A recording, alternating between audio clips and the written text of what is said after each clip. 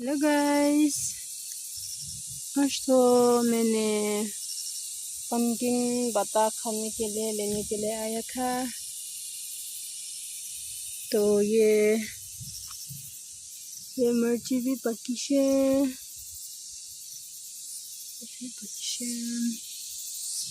तो भी चीनी में जाओ।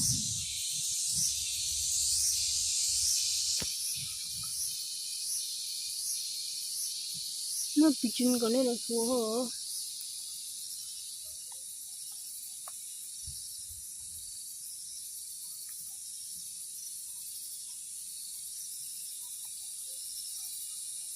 Itu untuk pakai